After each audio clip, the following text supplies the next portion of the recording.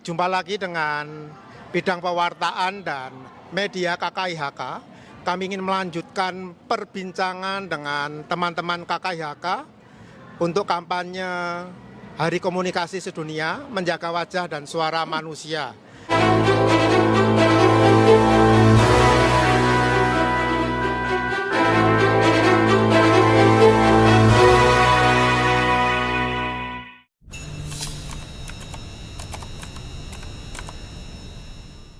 Bersama saya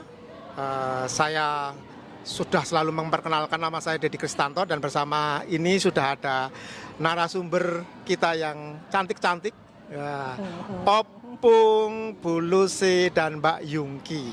Nah, baik, kita akan membahas sesuatu yang mungkin tidak terlalu tampak, bahkan mungkin banyak orang mengira itu tidak dilakukan gitu ya. Mungkin dari Opung.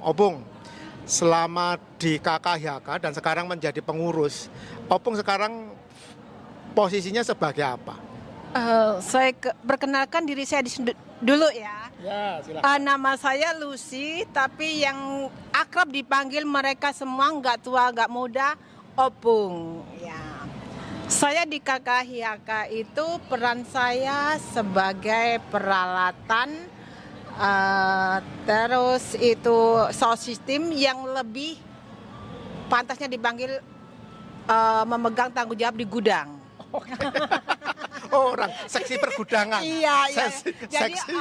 apapun yang mereka butuhkan, tanya cari Opung. Oh, nah, gitu. Iya, makanya saya harus standby. Oh, gitu. Iya. Apakah itu sudah sejak dulu? Sejak dulu Opung bersama KKIHK memegang seksi itu? Iya, sebelum saya dijadikan tanggung jawab atau pengurus, saya kebetulan bisa datang pagi, dan tidak semua orang bisa datang pagi. Saya bisa datang pagi, terutama saya menyiapkan di PDK. Oh, itu berarti alat-alat kalau PDK pagi itu Opung Iya. yang menyeret-nyeret itu? Iya, angkat kursi itu. Itulah Pak Deddy peran saya. Oke. Apakah itu memang sudah berapa lama tuh di KKIHK? Saya di Hong Kong ini kurang lebih itu 13 tahun. Wow. Oke. Tapi saya selama liburan itu nggak pernah kemana-mana. Cuma di Hong Kong. Karena taunya cuma di KKIHK. KKIHK. Karena bagi saya itulah tempat saya Pak Deddy. Oh, gitu. Makanya saya di sini tuh di Hong Kong itu buta kemana-mana. Oh ya? Iya. Hanya diminta untuk mempersiapkan ini sound system, terus apalagi barang-barang lain, kursi. Iya, itu. Apa begitu terus, Opung? Sebenarnya mereka tidak minta, tapi inisiatif saya karena kebetulan saya datang pagi. Ya, saya ada waktu, masa kan kita mau datang pagi sedangkan ada apa kegiatan PDK, saya angkatlah kursi. Lah dulu itu saya tidak ada kunci, jadi saya cuma siapkan yang di luar. Nah, terus mereka karena Opung itu datang pagi, dikasihlah saya kunci di gudang. Nah, Oh, jadi pemegang kunci kerajaan surga. iya. Oh, kunci kerajaan KKIHK. Iya. Kerajaan gudang nih. Jadi kalau Oke, kita beralih ke ini. Sekarang setelah kerajaan gudang kita mau ke kerajaan makanan. Oh, Mbak Yungki. Mbak Yungki, berapa lama sudah di KKIHK dan apakah memang sejak dulu bertugas ini menyiapkan makanan untuk teman-teman?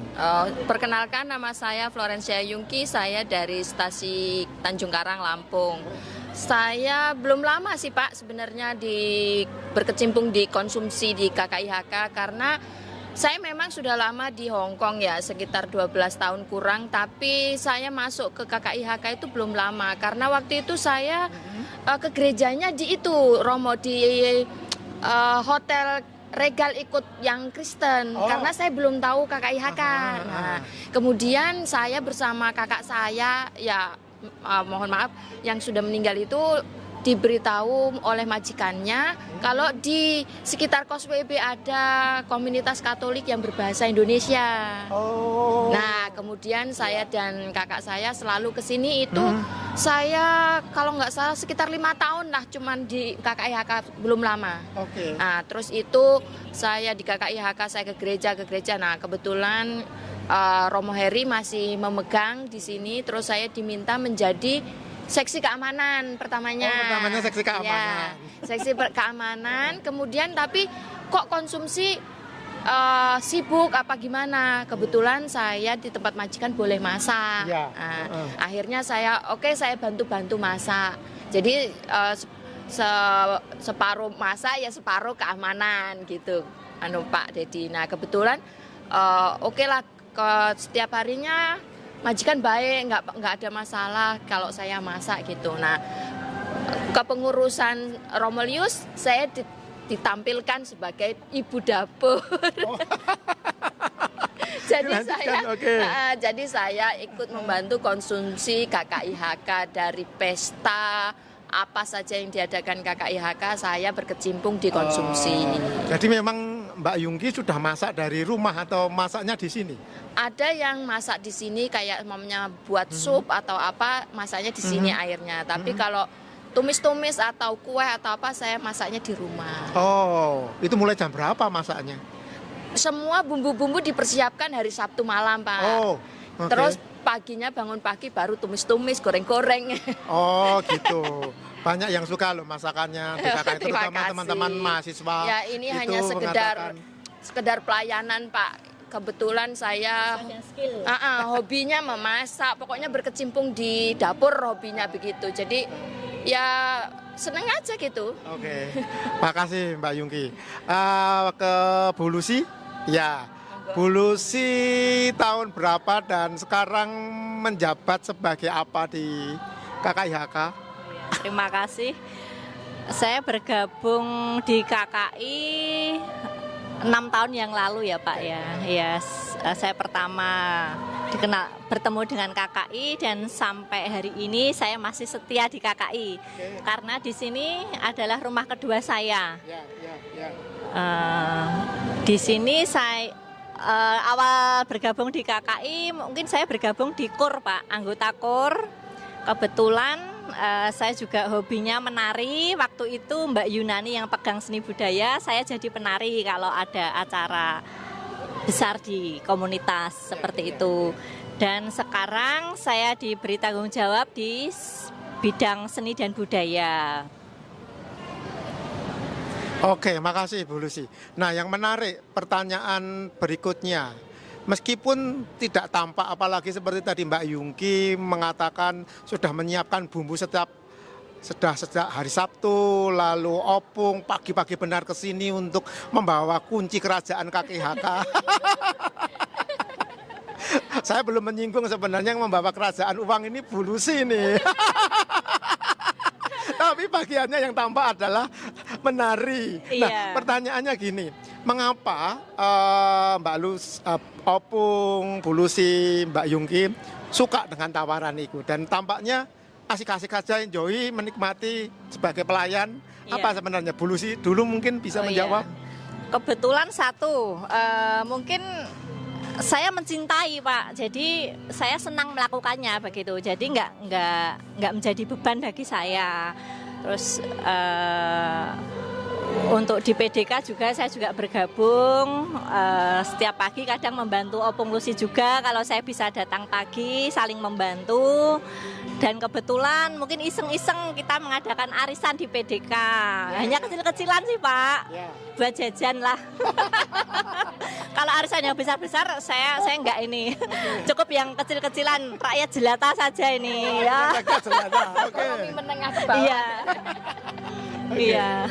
Oh, Ibu mulai itu mengurus arisan itu sejak kapan? Sudah 3 tahun yang lalu sampai sekarang ini. Oh, dan itu anggotanya, pesertanya semua anggota KKI ya? Iya, pesertanya semua anggota KKI. Oke. Dan senang sih Pak. Ya, rasanya senang ya. Untuk rame-rame. Iya. Rame-rame tapi menguntungkan. siapa yang dapat ini perputarannya gimana? Jadi setiap kami itu 1 bulan di kopiok 2 kali. Di kopiok Iya. 2 kali. Oke. Minggu pertama sama minggu ketiga. Jadi sekali kopiok itu ada 2 nama yang keluar. Jadi biar cepat. Jadi 1 bulan itu ada 4 nama yang keluar seperti itu. Oh. Dan kebetulan mengapa saya bikin arisan di PDK agar banyak umat juga yang datang di PDK begitu. Bagus. Ya, ya, Ya. ya. Dan ini sudah berjalan berapa lama? Ini sudah arisan yang kedua kalinya. Iya, ini sudah mau habis. Nanti mungkin Akan jalan lagi. iya. Oke. Semoga iya. Baik. Nah, kalau misalnya Opung, ini bertanya ke Opung nih. Iya, Pak. Sebagai tadi diceritakan pekerjaannya kecil-kecil, hanya ngurusi peralatan sound system, gudang dan seterusnya.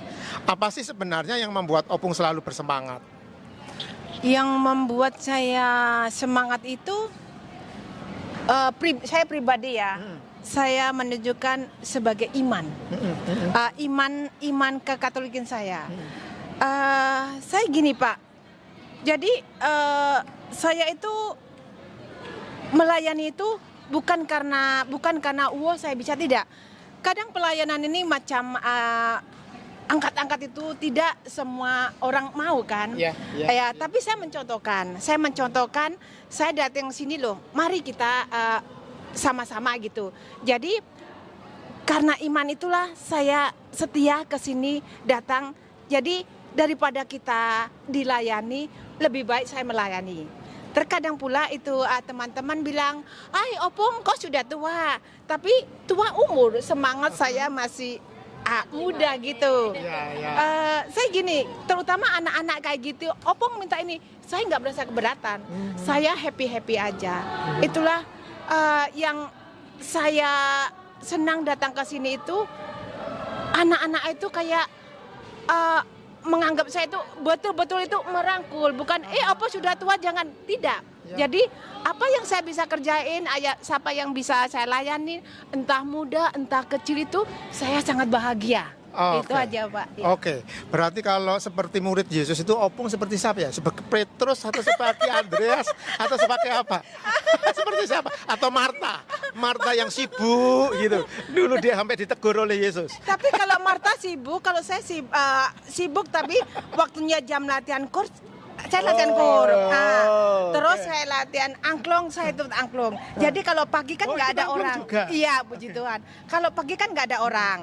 Jadi kalau pas saya latihan angklung, yang masak yang bantu saya itu angkat-angkat. Jadi beres-beres. Jadi semua kita merangkul gitu, saling mengisi.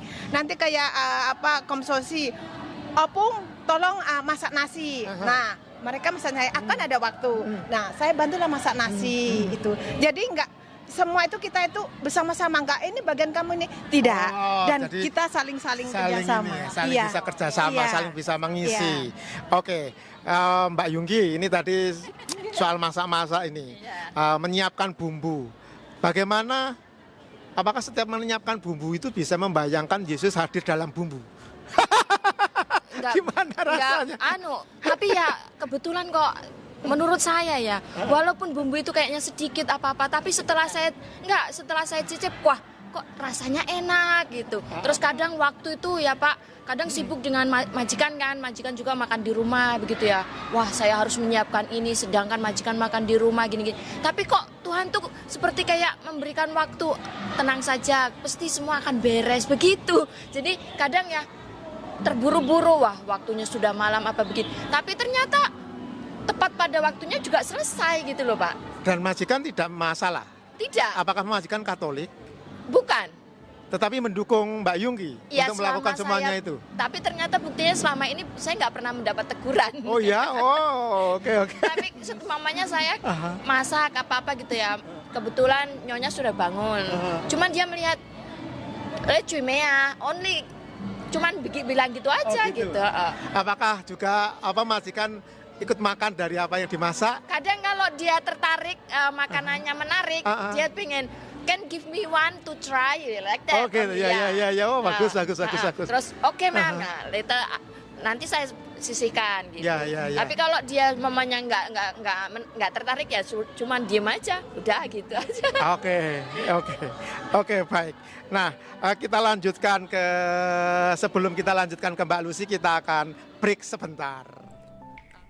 Menjaga wajah persaudaraan, menghidupi komunitas sebagai rumah kedua. Di tengah hiruk-pikuk perantauan di Hong Kong, komunitas menjadi lebih dari sekedar tempat berkumpul. Ia menjadi rumah kedua. Di balik setiap pertemuan yang hangat, ada tangan-tangan sederhana yang bekerja dalam hening. Opung, Mbak Yungki dan Ibu Lucy menyiapkan makanan, merapikan ruang, menjaga perlengkapan komunitas, bahkan menghidupkan kebersamaan melalui arisan dan perjumpaan sederhana. Dari hal-hal kecil yang dilakukan dengan kasih, tumbuhlah persaudaraan yang nyata. 4 orang merasa diterima, dihargai dan tidak lagi sendirian.